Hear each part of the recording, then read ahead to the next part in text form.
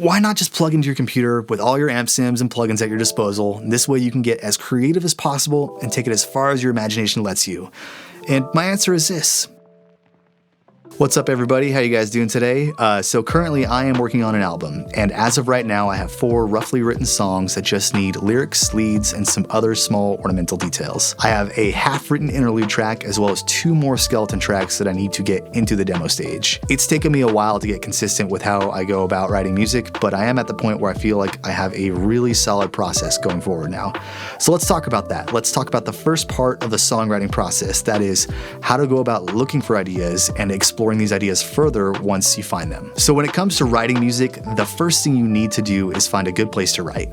A good place is the one that you have available, but the best place is the one that you can count on to do solid, focused work, unbothered by most distractions for hopefully a couple hours at a time. So for you, it might be your room, it might be your living room, it might even be your dining room table. And those places work, but if we're being realistic, they're also communal places for most of us, not intended for personal focus unless you live alone. If you have a rehearsal studio, great. Consider yourself pretty fortunate that you have a dedicated space for making music. So I turned my garage into my creative space, and it's mostly great, but it's not perfect either. In the winter, it is super cold in here, even with a little space heater. I also live next to an airport, so if I'm recording anything with a mic or like a YouTube video, I have to stop what I'm doing and wait for the sound to be gone until I can continue.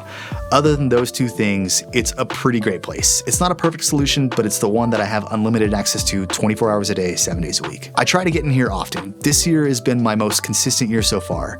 When writing, one of the biggest things that I used to fall into was I'll write when I feel like it. And if I'm being honest, this has just killed so much of my momentum in the past.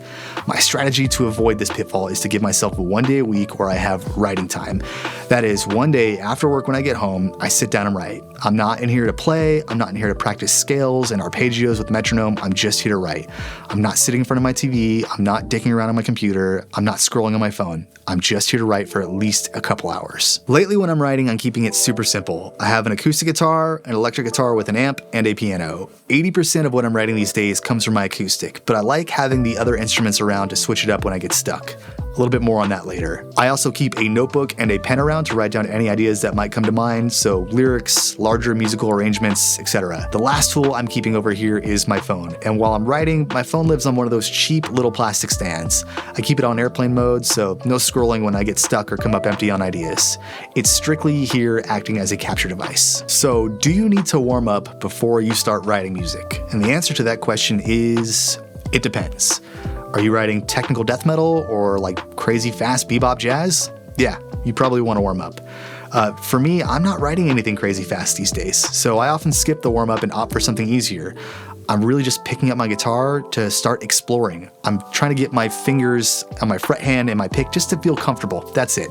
And then I'm looking for some stuff while I do this, you know? Am I finding little sequences of notes that create a sense of atmosphere? Do they warrant some kind of more explanation? And this might start out as like a simple melody or an ostinato or like a 2-chord vamp. And then from there, I just start working it until it grows into something else, something that surprises me and compels me to continue exploring. The second thing I'm kind of looking for here is something like the flow state. Now, for me, that is this challenging enough that it's fun to play and sounds cool, but it's not so easy that you become bored with what you're working on? And not just on a technical playing level as well, but, you know, mentally and emotionally. Is it pushing me somewhere? We all listen to music, but more importantly, we all feel music. And to me, if I'm not feeling the music, I either need to shelve it and come back later, or I just need to cut it out completely. You know, for me, trying to force yourself to write something that you don't resonate with is a quick way to kill any passion and inspiration you have for writing music. So once I've found some good starter material to start working with, it's time to start further exploring. Now, where some people might be looking to structure their music in a pop sense, like intro, verse, pre-chorus, chorus, repeat, I'm looking for something different. I don't think there's anything wrong with writing pop music like that. I think it's great for solid songwriting. But for me, I'm looking for something different. I want peaks and valleys. I want atmosphere. I want contrasting ideas that work beautifully together. I want music to make me feel like it's something I want to explore. Like it's really awesome to put on when you're on like a long drive. I want it to resonate with me. And I keep using this word resonate. What does that mean? What do I mean by that? Do you feel good about what you're creating? Do you feel connected to it? Do you see its potential? Do you feel excited about it? Because Life is too short to just waste your time on stuff that you think people will like that you don't actually care about.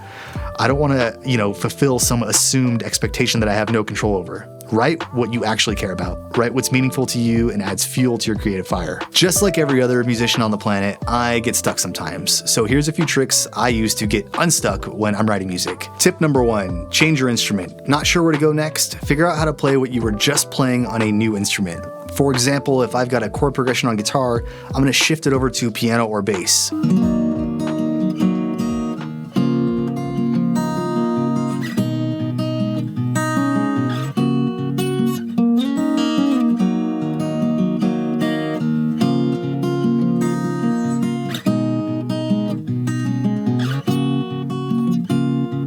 All right, so taking my chord progression from guitar to the piano, keep in mind, I'm not a piano player at all. Like, I'm not a trained pianist. I took like one basic piano class in college. So I understand how scales and chords work on piano, but I couldn't sit here and play you any piano piece of substance. But because of my limited understanding of piano, it makes it a really good instrument to transfer music I'm working on to it, because it makes me simplify what I'm working on. So let's take that chord progression and try it on piano.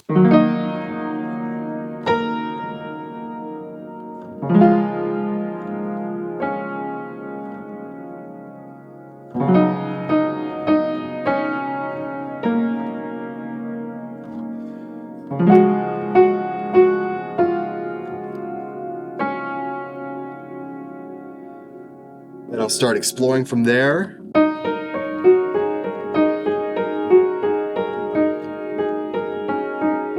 That.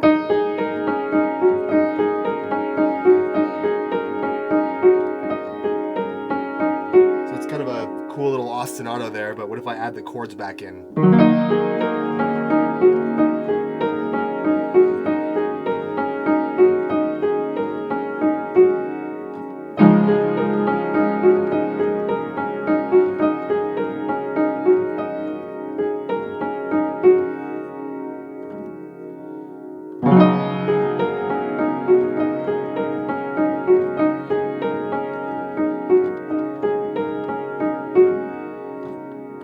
Whoopsies.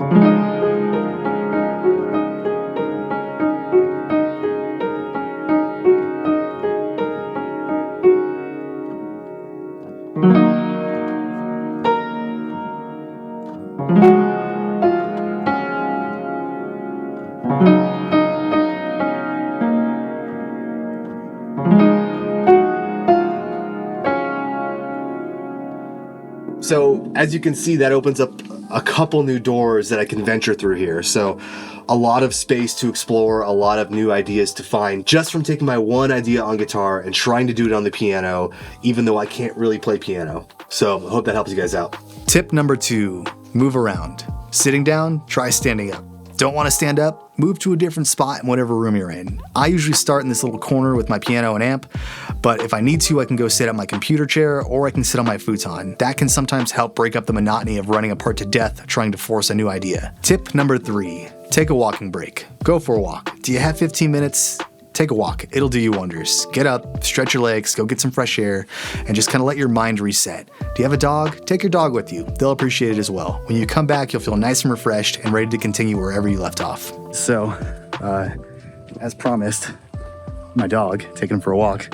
Can't just do that for the video and then not take him for a walk. That's just messed up. But here he is. Here's Jasper.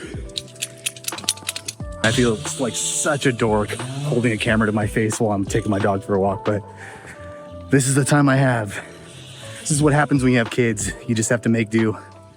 In the video, I talk about, using like an acoustic, keeping it simple, having like a nice quiet space. But the truth is that not everybody has that stuff. Like if you're, in high school or in college, and the best thing you have is some old laptop with a pair of headphones and an amp sim, and you're sharing a room or an apartment with like, a couple people, the best thing you can do is just sit down in the corner and play. And that's what you got. And that's totally valid. It's totally fine. But if that's all you got, like I would definitely strive, to get a better place that you have a little bit more focus. Cause it's hard, you start playing guitar and your roommate or whoever is just like, hey, that's annoying. Like, even though I can't hear your amp, like all I can hear is like your strings rattling, and I'm trying to binge the latest episode of whatever bullshit's on TV. Even if you're like, oh, I don't care, I'll just make noise. It's like, we all kind of care. We're not trying to bother people. Like, there's always that level of consideration, and it's how are you supposed to focus on writing super dope shit when you're tiptoeing around and being considerate to other people? And not that you shouldn't be, like, obviously you should if you have roommates. So anyways, what I'm trying to say is, like, use the best thing you have. If all you have is that corner in the room and some headphones and some amp sim, fucking use it, The best space you have is the one that's available, honestly. And a better space, though, is one that you can focus in. Doesn't matter what tools you're using, amps, amp sims, acoustic, electric, a fucking kazoo. Like, just use what you have. In any case, I'm gonna finish taking my dog for a walk. Happy dog? Yeah. Okay, let's go home. So you've been at it for some time. You're in the pocket, you've got something really cool you're working on, something that resonates with you and excites you to keep exploring.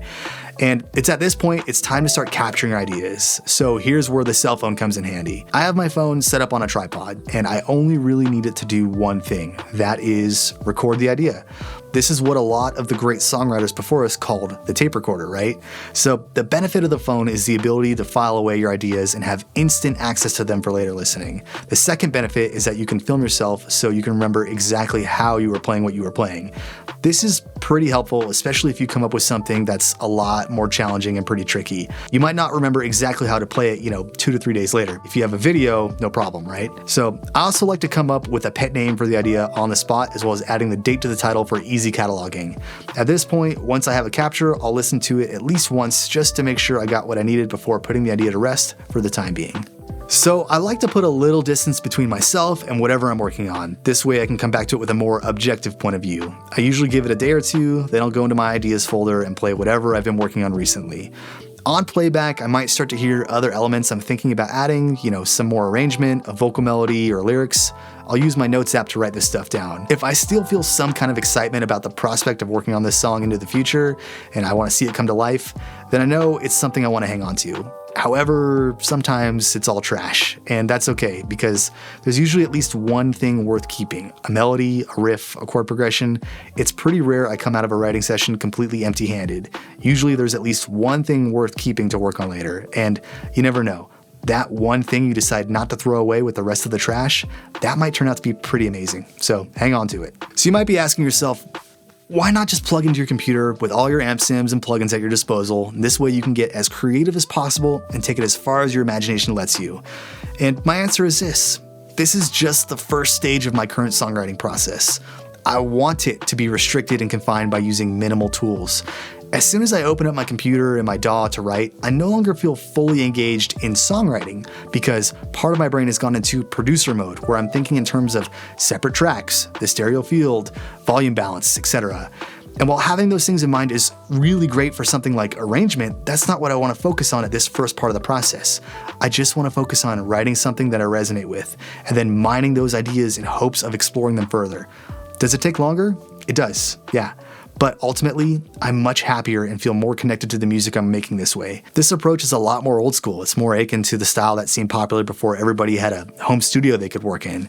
And I think there's something really important about this first part of the writing process that requires you to just, separate it from technology. To me, it's about generating ideas in a way that forces you to keep your hands on the instrument that you can touch, feel, and see in front of you.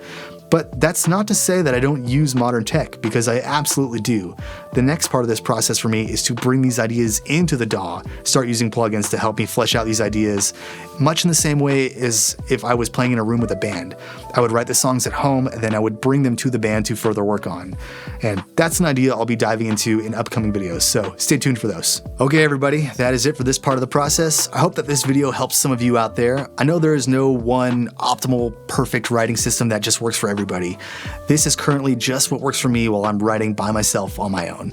So let me know in the comments down below, what are you all doing these days when you're writing? Are you completely analog and then you're taking it to a band to work on, then going to a studio from there? Are you doing everything by yourself in the DAW on the computer and then getting it mastered and releasing it? Are you a bit more old school, using something like a 4-track to demo? Let me know. Let's start a discussion on this. Share your process with the rest of us. In any case, take care everybody, happy writing, and I'll see you all in the next video. Peace.